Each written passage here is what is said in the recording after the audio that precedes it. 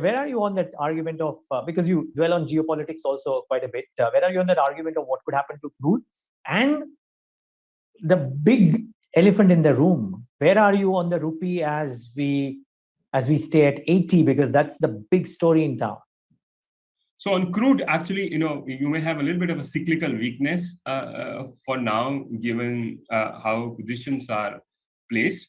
But structurally, for a variety of reasons that we've sort of dwelled upon many times, largely to do with climate change and years of underinvestments, I think that whole of decade, we're going to struggle with higher crude. So it's going to be more like 2005 to 14 rerun for us, and to that extent, it's going to be a big rent that we'll be paying to the rest of the world, because of consistently high crude. So that's my view on crude. We can sort of discuss in detail if you wish, but coming back to sort of more currency setup, I think it's important to recognize that tight dollar is essentially a policy tool, one to sort of address the cyclical weakness of US, which is inflation, but also a geopolitical tool to crush emerging markets at large, but more specifically China.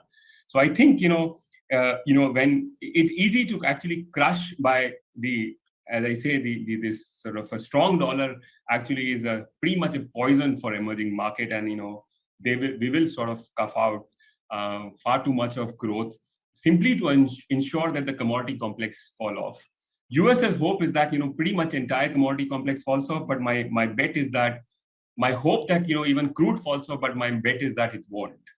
Now on USD INR, my sense is that sort of because of now very high CAD, and it's unlikely that even though there is some pareback on crude right now, we've passed the point, Neeraj, where we will not have to do take macro-prudential measures to actually tame local demand, because 3.5%, or perhaps even 4%, given my crude view of current account deficit, is unacceptable in a setup where the financial conditions are too tight, Neeraj. So my sense is that my bet for last 6 months that of since October is short INR and long dollar that persist, and I think that's the only hard currency in the world.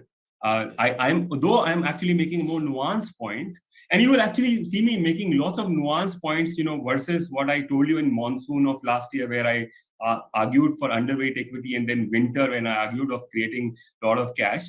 I think there are both sides of arguments today. So it's not an outright sort of short INR anymore, but yeah, I think for a structural reasons, it sort of makes sense that a significant proportion of your balance sheet could be in dollar.